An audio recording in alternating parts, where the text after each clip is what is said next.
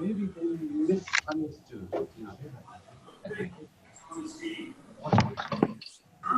Earlier, it was good except for that one. And the extras. And I'm going to be running tonight's webinar. A couple of housekeeping things before we start. First of all, thank you to Coach Paul Gappinger and Bob Folkemer, our Dean of Education, for being on the chat line tonight. They will be answering chat line questions. I want to remind you all, please, please, please, on the chat line, keep your questions general. No personal financial information, that kind of thing. If you have very specific personal financial questions, please email your Heartland coach. They will answer your question. If they can't answer it, they'll send it along to me or someone else, and we will make sure we get your question answered. But really want to keep the questions on the chat line a little more general based. Don't want people sharing their personal financial information or situation on that line. So with that, we'll get started. The other thing I'll tell you is at the very end, I'll open it up for questions over the webinar. If you have questions during the webinar, throw them in on the chat line. Paul's going to keep track of those, and then let me know what those questions are at the end, and we'll go back through them, okay? So good evening, welcome. My name is Amy Leach, and I'm one of the coaches with the Heartland Foundation. I've actually been coaching with Heartland. It'll be 10 years in November. I can't hardly believe it, and I'm super excited about that. I love coaching. I love working with high school students, helping them plan for and find ways to get into college. Tonight, we're going to talk about the FAFSA and why we need to fill it out and why it's so important. So why fill out a FAFSA? First of all, the FAFSA is the first step towards any financial aid award. Whether it's need-based or merit-based, if a college doesn't have a FAFSA on file for a student, they can't award them financial aid. So it's really important. We don't want any of our students losing scholarship dollars just because they didn't have a FAFSA on file or they didn't think they'd get federal aid, so they didn't fill out a FAFSA. So that's why we at Heartland push so hard for our students to fill out their FAFSAs and complete those FAFSA forms. So a few steps to get ready to complete your FAFSA. One, you can set up a FAFSA ID before October 1st. It's October 1st now, it's after October 1st. You can set up your FAFSA ID anytime. You're gonna set up two FAFSA IDs. One is gonna be for the student with the student information, and that is the account the student will use their entire college career, through grad school, through post-grad school if they go that far. Once they set it up, they can continue to use it and update from there. The second one will be a parent account, and the parent can set up an account with multiple students if they need to, but that's going to allow for the IRS to transfer tax funds to the FAFSA, and that's an important part, and we'll talk about that a little more. On your FAFSA ID, please, please, please make sure when you apply for it, you put your name exactly as it appears on your Social Security card or your alien resident card. If it doesn't match up, then it just kind of delays the process, so your FAFSA ID takes longer to get. I applied for one about 2-3 days ago. I think I got an email back within 15 minutes that my FAFSA ID had been verified and my FAFSA ID was all set up. So it doesn't take very long as that information matches. And the bottom of my slide is the website to get your FAFSA ID, to set up a FAFSA ID. The other thing you can simply do is do a web search for set up my FAFSA ID, and it will take you right to that site to set up your FAFSA ID. So new this year, the FAFSA application can be completed one of two ways. You can do it online on your regular home PC computer, or there is now an app that students can complete it on their phones. So it's called My Student Aid, and it's an app you can download at either the Apple Store or on Google Play for Android, and it has all the FAFSA forms. So what they found is some students don't have home computers anymore. They use their smartphones for all their computing needs, and so they've upgraded this year to allow students to use an app. The additional announcement this year from FAFSA is they're really trying to encourage families to submit early. Some states and schools have limited funding, and this is true. This has always been true. That isn't anything new. So they want you to submit your FAFSA early. Ideally, we would love to have all of our Heartland students submit their FAFSAs by October 30th. So they are good to go, ready to go. We know schools haven't given out any financial aid money yet. They haven't admitted students yet. But the sooner you can get it turned in, the better for your students. But I don't want you to rush on your FAFSA and not have it accurate. So we're going to talk about that next. What you need for your FAFSA: your social security card or your alien resident number, your most recent federal income tax return. Now, this can be automated now, so you don't have to have the paper version of your form right in front of you. W-2s, records of money earned, bank statements, records of investments, records of untaxable income, and then your FAFSA ID so you can sign it electronically.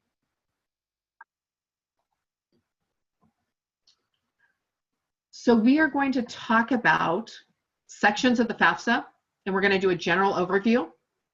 And then I'm going to go back and talk about some individual questions within the FAFSA and places where questions come up. Families always have questions or things that are a little bit confusing when you're reading the form.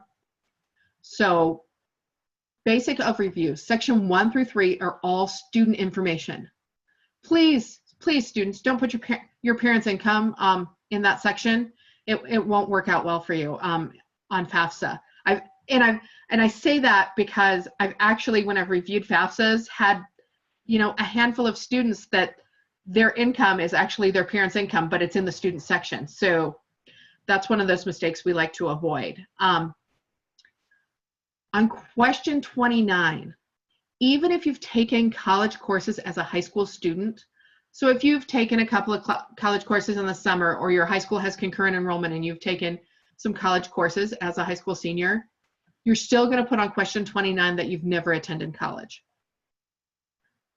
On question 30, you're going to answer that this is your first bachelor's degree. Even if you don't know your major, doesn't matter. You're still working on your first bachelor's degree. If you put anything else, if you put undecided, non-degree seeking, you already have a bachelor's degree, you aren't eligible for financial aid, for federal financial aid. So, and to be honest, pretty much every student I've ever coached in Heartland is working on their first bachelor's degree. So that's what we want to put there.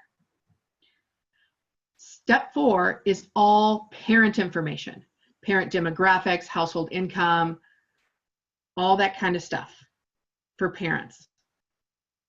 So that's what's on section 4. And then section 5 will only be filled out if a student is not a dependent.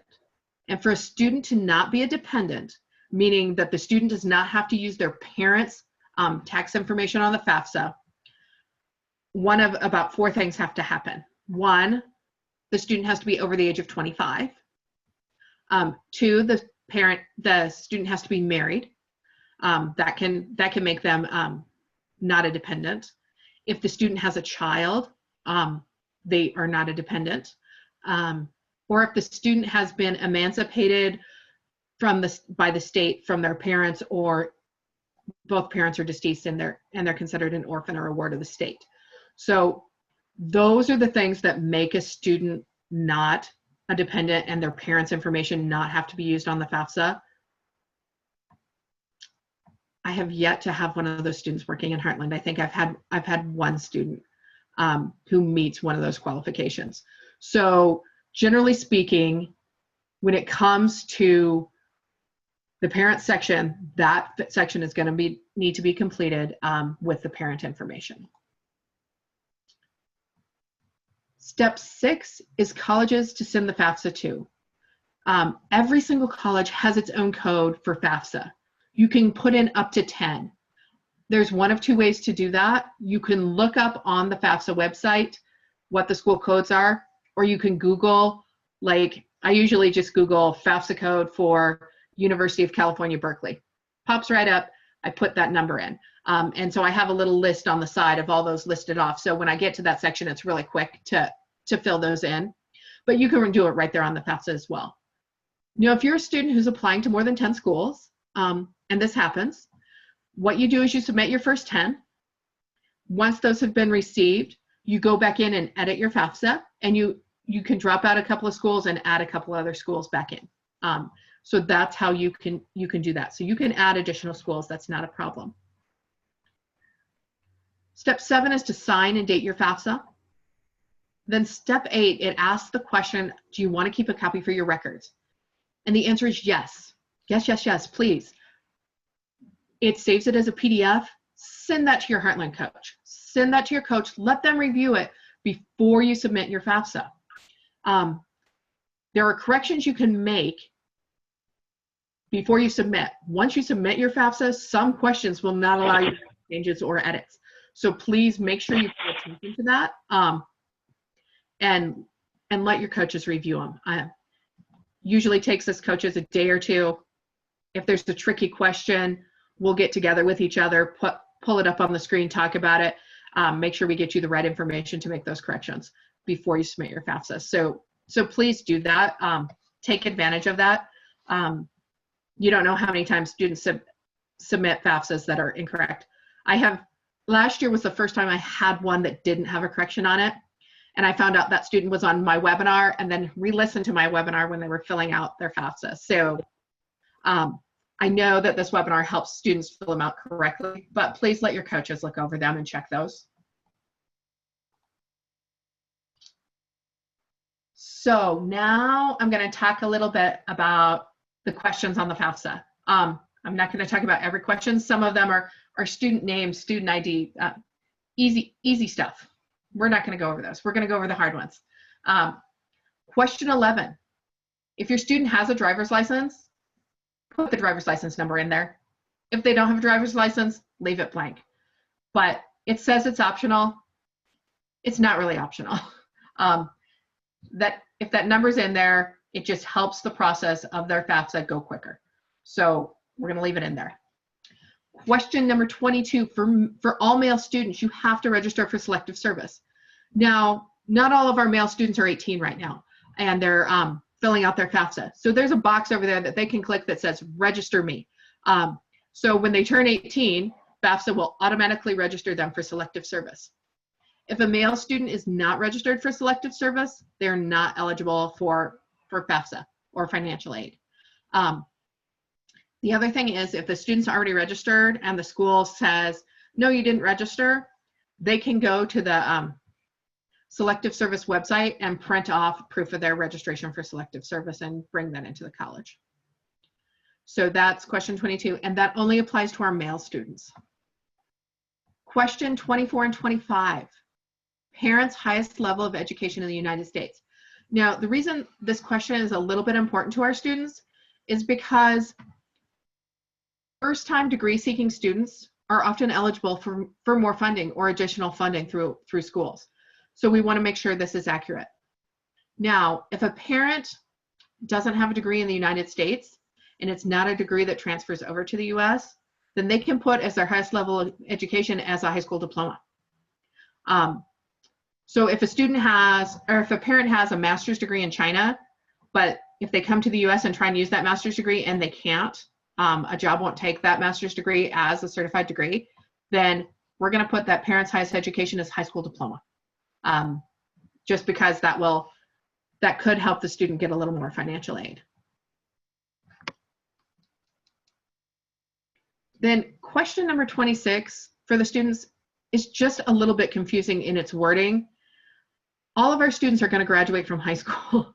So they're going to put they have completed a high school diploma. I know they haven't completed it yet. That's fine. They're going to finish their high school. They're all going to graduate. So we're going to put high school diploma there. Question 30 asks about type of degree or certificate that the student is seeking.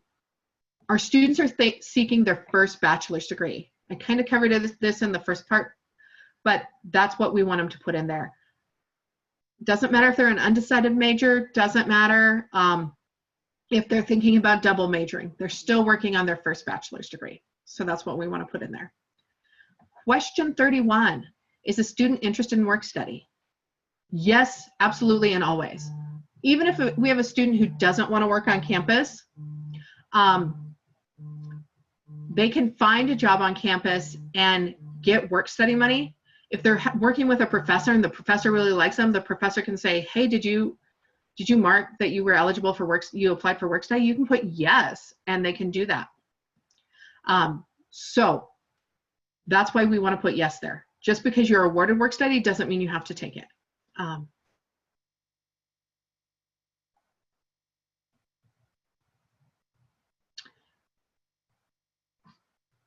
Put in on the FAFSA every college you think you're planning on applying to or are considering, up to 10.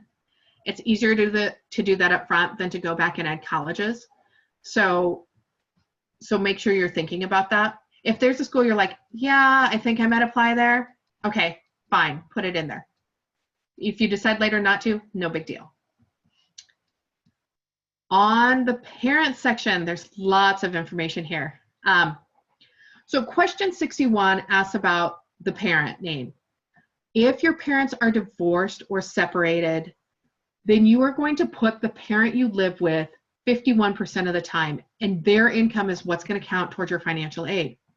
So if you have a parent that makes significantly more than another parent and your parents have a 50-50 joint custody, stay with the parent who makes less money at least one day more.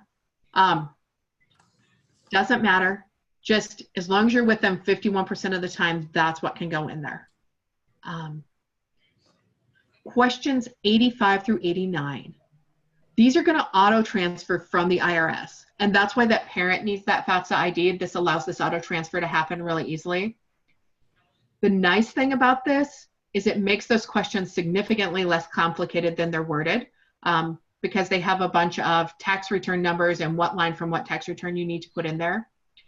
But additionally, it helps keep families from getting selected for verification. And verification isn't bad. It's just a process where students have to turn in additional records so that the financial aid office can look over and make sure the information on their FAFSA is correct and accurate. But it takes some time, and it's a process. So students are bringing in forms and checking in forms and all of that. So this auto transfer has really helped with that verification process and made it much more smooth and much easier for students and much easier for financial aid offices. So if you can auto transfer your IRS information into your FAFSA, that's fantastic. It'll make that process just that much easier. Question 90 is household income sources. This is cash, this is bank accounts, savings accounts, checking accounts. Question 91 is investments. 529s, coveralls, prepaid tuition plans. Things you get to leave out. The value of your 401k, IRAs, life insurance, and pension plans. So those don't have to go in there. And the next slide, I'm going to cover this in a lot more detail, but I'm going to kind of give you a general overview here, and then we'll get a little more into this. You have to include your net worth of assets, their current value minus their debt. So if you have a rental property worth $100,000 and you still owe $150,000 on it, then $50,000 is the net worth of that asset. You also have to include money paid to you from distributions, say a grandparents 529 plan, or other sources of income there that the student's a beneficiary on. Now this year for our seniors, they're not going to have anything there because they haven't received a distribution from their grandparents 529 plan to pay for this year's school. But next year as a freshman, after their freshman year, if they used funding from a grandparents 529 plan, then they will have to include that income there. Rental property, if it's in the family name, it's reported as the value of the property minus debt.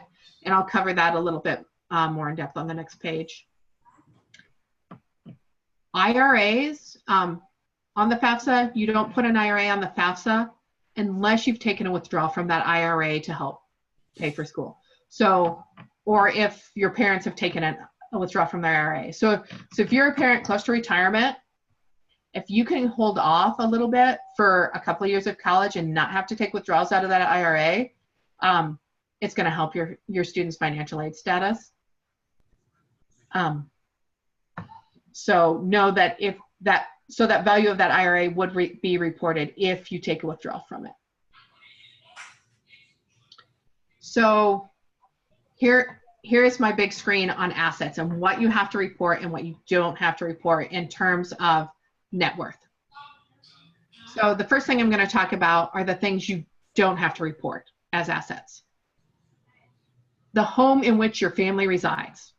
If your parents live in that house, your family lives in that house, you don't have to report that as an asset. Family farms are not reported as an asset. Small businesses owned that have less than 100 employees, you don't have to report the value of that. Any qualified retirement plan. So 401k, 403bs, 457s, pensions, annuities, traditional IRAs, Roth IRAs, all those things not reported. Life insurance policies do not have to be reported. Even the ones that have cash value, as long as you're not taking withdrawal against that cash value, you don't have to report that. You don't have to report personal possessions. Cars, boats, computers, software, furniture, that kind of stuff, jewelry, does not have to be reported as assets. The other thing I will add in here is artwork. Because families can own some really valuable artwork. Those don't have to be reported here either. Now, things you do have to report. Cash. Even if you've been stuffing it in your mattresses for years and not putting it in a bank account, officially you have to report that cash. Anything in your bank accounts, checking, savings, CDs, anything in a brokerage account, anything in a money market account, investments, stocks, bonds, mutual funds, stock options, restricted stock options, exchange trade funds, hedge funds, all those things have to be reported. Precious metals. So if you own stock in metals, that's kind of where that's going to show up. They're not talking about the value of your great-grandmother's wedding ring there in terms of precious metals. But if you owned blocks of gold, I wish I owned a block of gold, right? That'd be awesome. You have to report that there. But that's what that's talking about. College savings plans, you need to report 529 plans. And if a 529 plan is for the student, but the parents own it, you're going to report it as a parent asset. It's much better to report it as a parent asset than a student asset. And most of the time, the 529s are in the parent's name with the child as a subsidiary, as the beneficiary of it, and that's fine. Businesses, investment farms, real estate, trust funds, and emergency funds all have to be reported. So I'm going to talk about real estate a little bit. So if your family owns 2 houses and one's a rental property, you have to report the net worth of that rental property. So that is the value of the home minus what is owed on that home. And if you live in Colorado, where I do right now, our home values are going through the roof like crazy. Like every week, homes in my neighborhood are worth, you know, $50,000, $100,000 more than they were last year. So it's not the current market value of that home. It's whatever that value of that home is on when you file your property tax. The statement you get that says, when you have to pay property tax, it says the assessed value of your home. And different states have different rules on that. But homes don't go up to market value every year automatically on that. So, and it's basically the value of the home minus whatever you owe. That becomes the value of that net asset. The other thing I'll say on that is not counted as a direct available cash. And the FAFSA formula is pretty complicated. I think we're actually going to talk about that next. We are. So what happens after you apply for FAFSA? After you hit submit and send that form in. You send the form in, the FAFSA website sends it through this huge, complicated formula. And it is super complicated. If you want to see it, you can go out to the FAFSA website and look at it. And you can see how every asset and everything is valued and counted towards your FAFSA. But know that student assets are counted at a higher value than family assets. They realize that parents need to live, parents need to retire. So those assets are not counted at the same value. Additionally, they understand that a rental property is not a liquid asset. For you to actually have that net value, you actually have to sell that property. So they understand that, and that's calculated into this very complicated formula. So once the aid report goes in and runs through that crazy formula, you get back what's called a student aid report, or a SARS. Now, the student aid report tells us what the student is eligible for in terms of financial aid, in terms of federal financial aid. We as Heartland coaches love to get these forms. Last year I got 10, and that's not great. I would have loved to seen that from every single one of my students. I think that was like 15% of my students or something. But the student aid report allows us as coaches to kind of look at it and see where we may have some unmet need, where families may be able to ask for additional financial aid. So that's why we as coaches like to have that student aid report back. On that student aid report is what's called the expected family contribution. And this is a per year contribution. So a lot of families get confused a little bit on that. They think, oh, that's what I'm expected to contribute over my child's 4 years in college. Actually, that number is based on every year. So if you have a family that has a fairly high income, you can see expected family contributions of $50,000, $60,000, $70,000, $80,000. And that's what that family is expected to contribute toward that student's college for that year. Now, if you have families with lower income, you'll see expected family contributions of 0 or 5,000 or 3,000 or 8,000.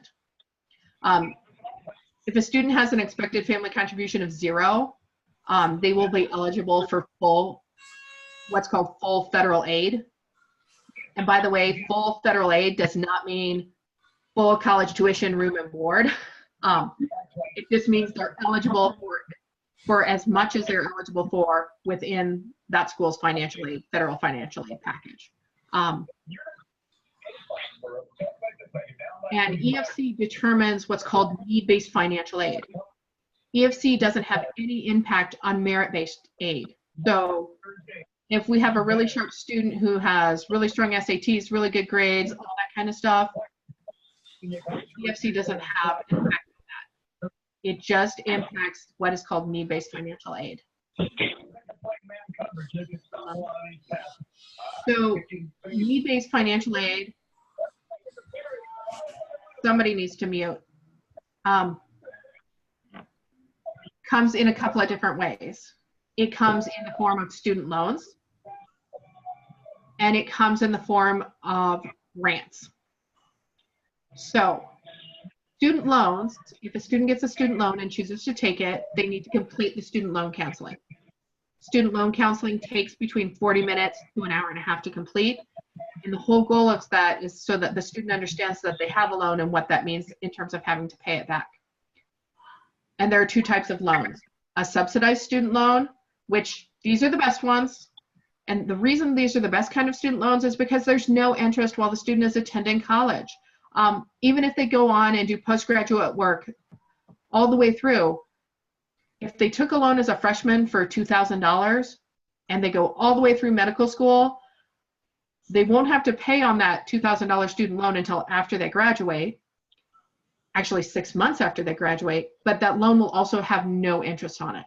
So that $2,000 is still only a $2,000 loan on a subsidized loan. Now, an unsubsidized loan is not that. An unsubsidized loan means that it will have interest charged from the day you take it. So I always tell my students, if you're going to take a student loan, if you have to take a student loan, take the subsidized one first, then only take the amount of the unsubsidized loan that you truly, truly need and have to have. Don't take, because they will award you the full amount. You can send back what you don't need, what you don't want. But know that that interest will accrue the minute you start taking it. So if you took a $2,000 loan as a freshman, by the time you're a senior, or if by the time, let's say you go clear through medical school, that $2,000 loan is a lot bigger because the interest charged on it by the time you get through medical school if you haven't paid anything on it up till that point. So that's part of why we want our students to send their aid packages to their coaches so that the coaches can look at those, talk through the students, and make sure they understand those. You can always turn down the loans. You can turn down any sort of loan that you don't need. So if you don't need the student loan, if you can earn the money through work, find another way to pay for it, don't take the student loan. Now, these next group of aid are grants. We love grants. We want grants. Grants are fantastic because grants don't need to be paid back. This is money to pay for college that the student does not have to pay back. It's usually only for tuition and usually can only be applied to tuition, but the students can usually reapply for them every year and should. I'm sure I have a lot of my California people on right now, but the Cal Grant, that's exactly what it is. It's a grant. And it can be up to $15,000 for middle income families towards college tuition. So those are fantastic because guess what? It's a grant. The student gets that money, goes towards their tuition, and the student doesn't have to pay that back. So we're a big fan of grants. So those are kind of, once you fill out your FAFSA and submit it, it's on file. Schools will use that to determine, do you get need-based financial aid? If yes, great, congratulations. If you're getting merit-based financial aid, they're gonna hold that there and go, okay, we know what the student's making, they're getting merit grants, great. But so that will all be there. I want everybody to save all their documents. Please, please, please. Make a little separate folder. Put your student's name on it. The student should take this folder to college with them in the fall. This allows the student to check back and make sure they have everything they need. Students, once they've picked a college, should be checking their financial aid accounts on a monthly basis. And in our Heartline recommendations, you'll see that once they become seniors in the spring, that's kind of a standard recommendation. Check your student financial aid account. Because financial aid can award, it can unaward, it can change an award, it can ask for documentation, and that's why we want the students to check that.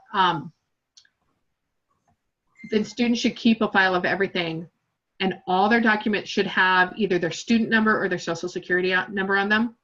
Because if they have to turn them into the college, if they don't have a student information attached to it, they just sit in folders. And literally, college financial aid offices have binders like huge, just filled with information to use for verification that they can't use until the student comes in and tells them, oh yeah, that's mine, because it doesn't have a student number attached to it.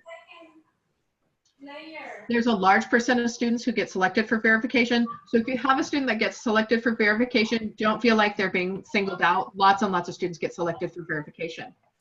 The good news is with this IRS transfer form over, there's been a lot less students selected for verification. So that's been great because that's helping that process a lot. But verification means the student is going to have to fill out some forms and then turn in additional paperwork to support the information that's on their FAFSA. So that's why I always say, save the documents you use. Bank statements, tax returns, all that stuff. Make sure the student saves that. Students should make sure that their college receives their FAFSA. So I say 2 weeks after you submit your FAFSA, but right now students haven't even been accepted to colleges yet. So once a student's been accepted to a college, they need to log in using that student number and check and make sure that financial aid has their FAFSA on file. Coaches can't do that for the students. The students have to do this, and the students have to take ownership of this. We as coaches are not allowed to access a student's financial aid account. A student has to sign a FERPA release for us to even talk to the financial aid office about their financial situation. So it is much better if we get our students to do that for them. If you need help with your FAFSA, we are happy to do that. Contact your Heartland College planning coach. They are happy to help you with those questions. If they can't answer those questions, they're going to send them out to the team. If the team of us can't answer them, we're going to find somebody who can. You can also use the FAFSA.gov website. You can email them at studentaid@ed.gov. You can also call the 800 number for FAFSA. And I have to tell you, I've used that 800 number. They're fantastic. Right now, it's really, really busy. I called in today and I had a 97-minute wait. No, I didn't wait that long. I just wanted to see how long the wait was today. But know that coming up in November here, things will get much quieter and the wait times won't be that long. But use those resources because they can answer, especially on that 800 line, they can answer some very specific questions about how assets need to be reported and that kind of thing. Additionally, private schools, many of them on top of a FAFSA require what's called a CSS profile. So if you have a student applying to a lot of private colleges, have them check in with their coach, and their coach can help them with making sure they do their CSS profile and the information for that.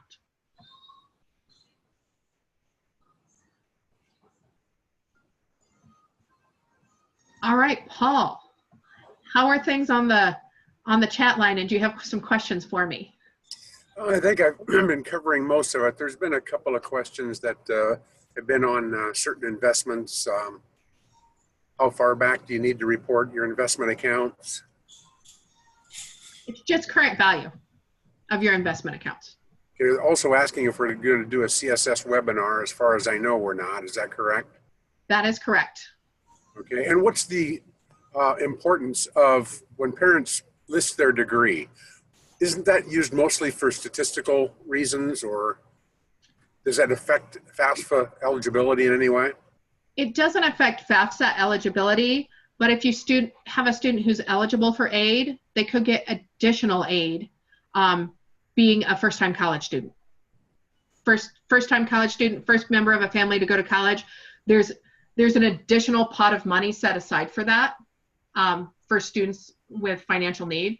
So a student could get additional funding or additional money because of that question.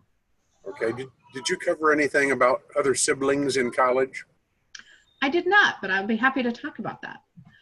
So on the application, it asks how many students in your family are currently enrolled in college. As that number increases, so if this is your first student going to college and you're only going to have one student in college, the answer is 1, and that's the way that goes. Now, if you have 2, 3, 4 students attending college at the same time, including graduate school and postgraduate programs, so it's not just bachelor programs, that increases your family's need for aid. So how that formula is used, that's calculated into that formula. So the more children in college at the same time, the more funding that becomes available, because your EFC goes down, because that EFC is what they realize is that's being distributed over 2, 3, or 4 students. So that can help increase the amount you could get in need-based aid.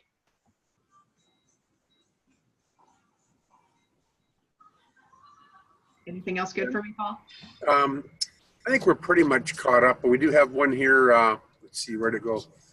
Oh, if I plan to move personal investments, for example, a Roth IRA in the next 2 weeks, can I report the amount in personal account, which will be 2 weeks later? Yes. But I don't know that I would do that. I would wait if you can, unless you have to. Okay, and then somebody's asking about if they get paid pensions, do they have to declare that? And I was starting to answer them saying that I think anything that flows through in your tax return, down to the adjusted gross income is going to be included. Is that correct? That is absolutely correct. So while the value of your pension is not going to be included on the FAFSA, any distribution from an IRA, a pension, will be counted. But that will be, it's not going to be counted twice. That's going to already show up in your tax return in what your adjusted gross income is. So it's not like on FAFSA you're going to be penalized twice for that, but it will show up, and that's where it will show up. Okay, we are getting some questions that are duplicated from before, like divorced parents. I mean, you already covered that. Who provides the income? It's the parent that they live with the most, or anything. I believe that even if there's a divorced parent, if that divorced parent that they're not living with provides any kind of income for or help for the student, that does need to be reported in FAFSA. Is that correct? Yeah, and there's a line for that under child support, but that's something that's already going to be reported on the tax return, so that will port over. Okay, yeah, I have several questions here. They're short ones. You might be able to save this for when you get into your question and answer session. Anybody who's not getting their question answered can get that later. I just can't keep up with all of them at times when they come in. Paul, do you want me to open it up for questions? Can I have a question? Yes, go ahead. Okay, can we submit FAFSA if the student hasn't decided which school to go to? Yes, but what we want them to do is list every school that they're applying to. So yes, absolutely, and you absolutely should do that. Actually, now the way it's set up is a lot of students will be submitting their FAFSA before they even submit their applications. Then how the student can make sure that, the school they want to go to, receive the FAFSA? So once they've submitted their application and their application is in process, they can then log into their student account that way and see that.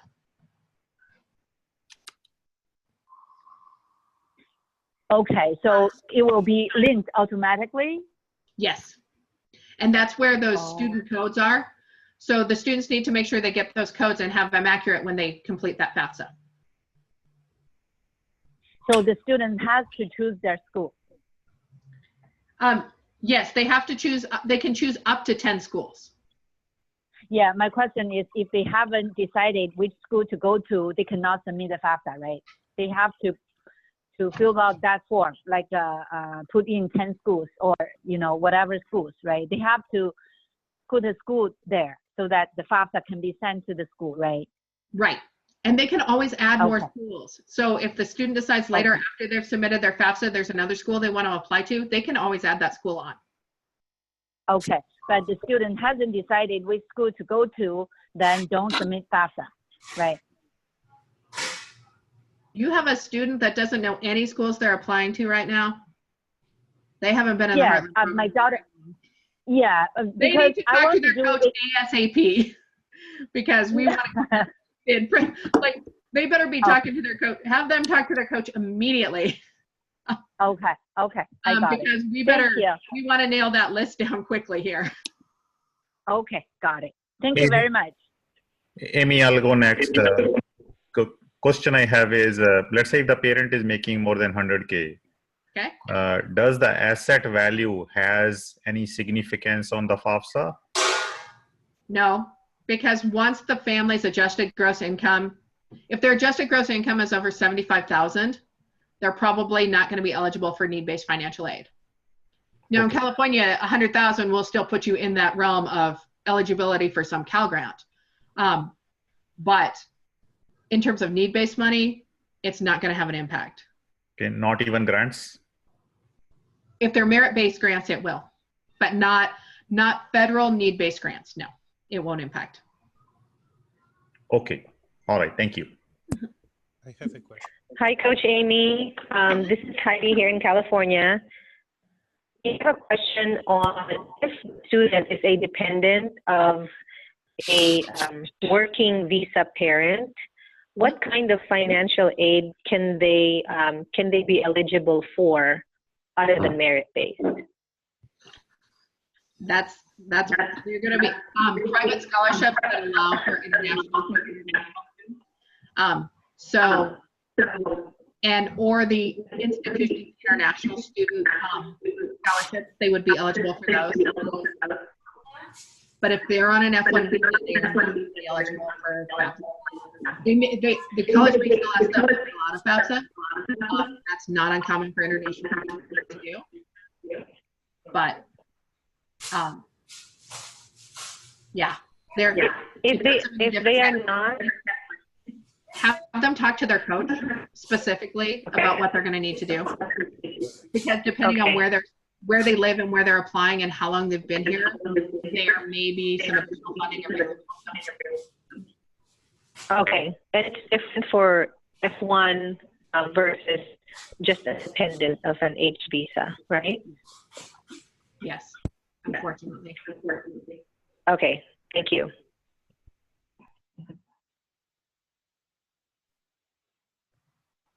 There was one I saw.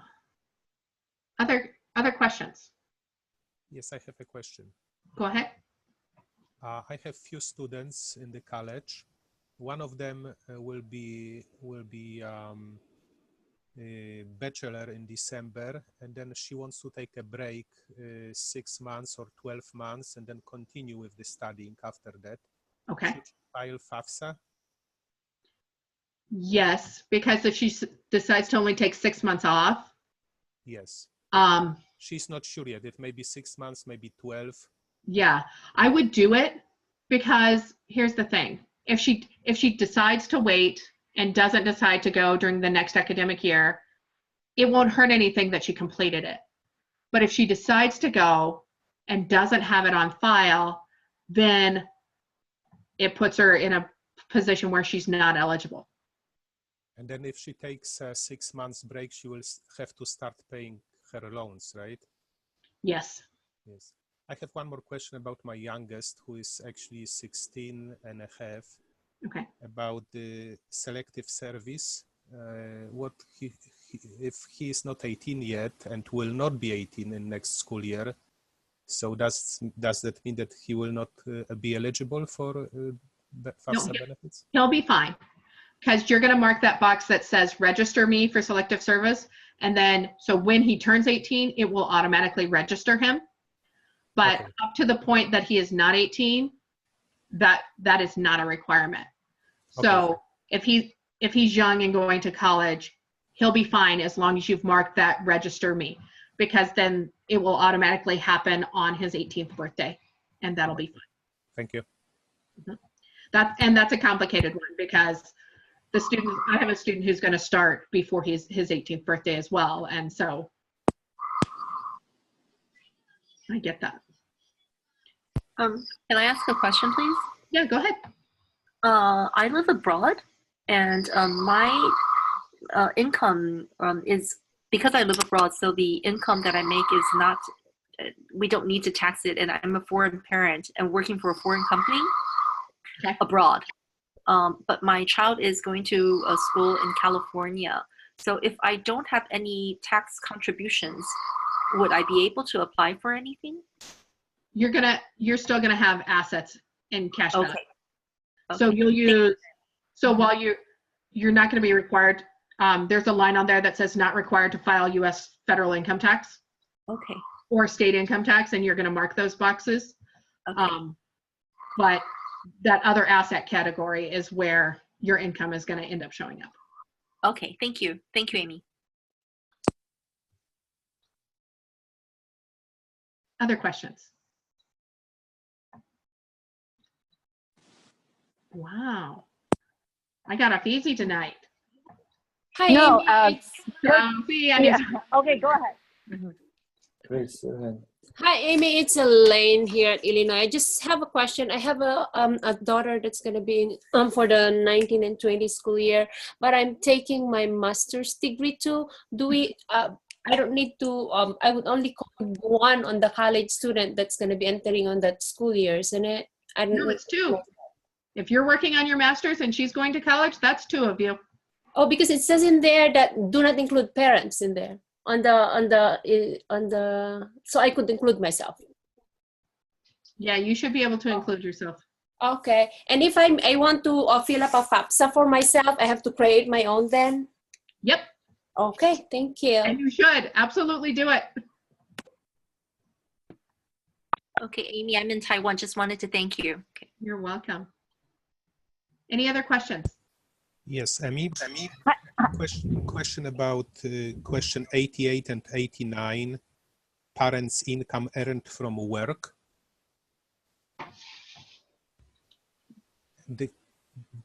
Oh yeah. So yeah, that's the question is this. I have my own business and I pay myself and my wife W-2 income. okay. Reported on W-2. Is that what should be reported here?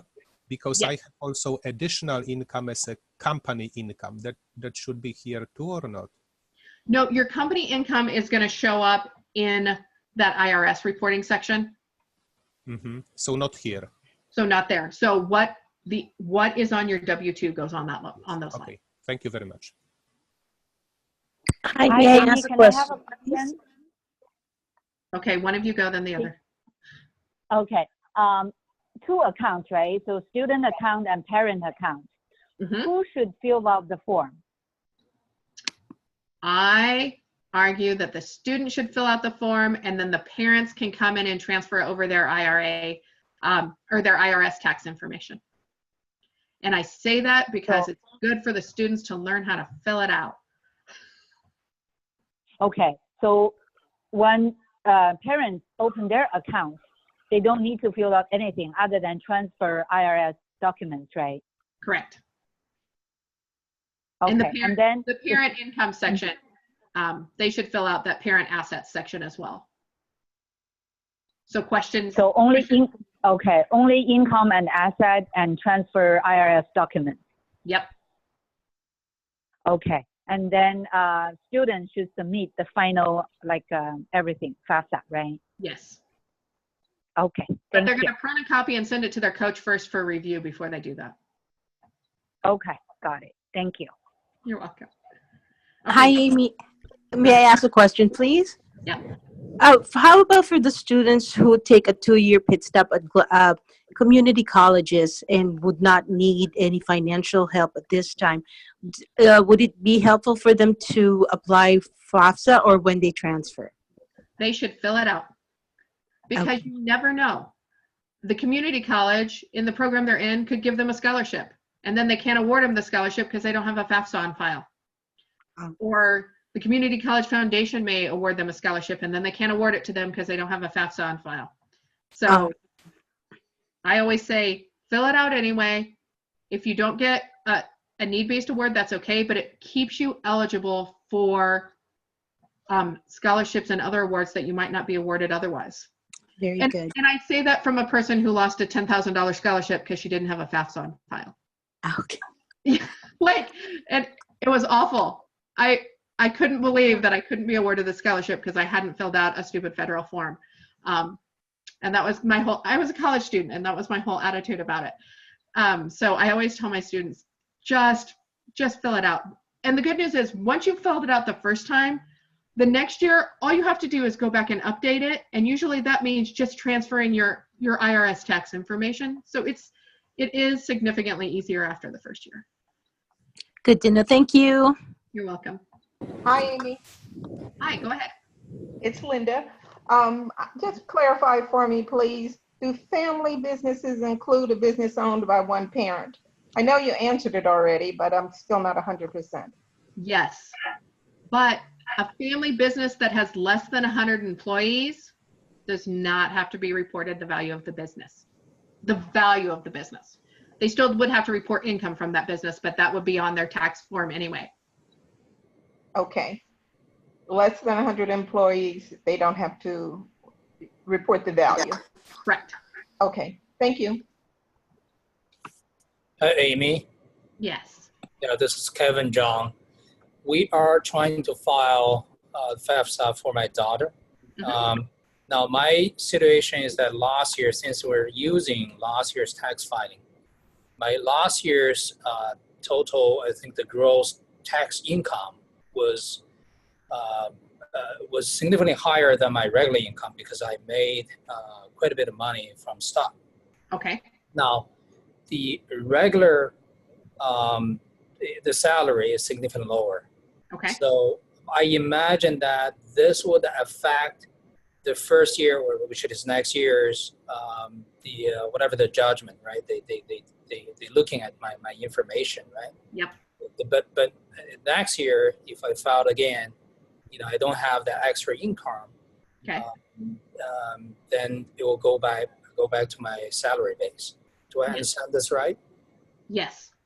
Okay. No. So, additionally, make sure you keep those documents because that will set off a red flag for verification pretty quickly. Is a significant change in parent income. mm-hmm. You're talking about next year. Yeah.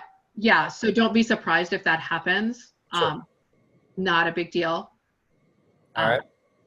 Because you haven't done anything wrong. You just sold stock one year and that increased your income. So I see there's a separate line, right? One is the taxable income, but also they ask you sort of a W-2 equivalent income. Yes. Right. Yes. All right. Thank you, Amy. And they do that because that's part of how they use that formula that I talked about. They look at, what's the family's income, but what's their adjusted gross. So that's why. Because it's part of that fun little formula. Understood. Thanks a lot. You're welcome. Amy, I have a question. Okay. Yeah, it's Elaine. Yeah. So I graduated in the Philippines and I came here and I took the board exam and I'm working as my profession from the Philippines in here. And then so I could code myself as a certified or a bachelor's degree. You definitely have a bachelor's degree. So, yeah. Okay. You're not, and then okay. So because they gave you, yeah. Thank you. Okay, one more question. Go ahead. Our question is about, okay, we know we should file FAFSA as soon as possible. What happens if we make correction, let's say in December? Does it mean that the date of filing is moved to December or not? No. If there's a change or a correction you need to make, you just go back in and edit it, and then they'll reevaluate it. Thank you. That's not a problem. So I want to thank everybody for being on. If you have questions that haven't been answered, please email your Heartland coach and they will be happy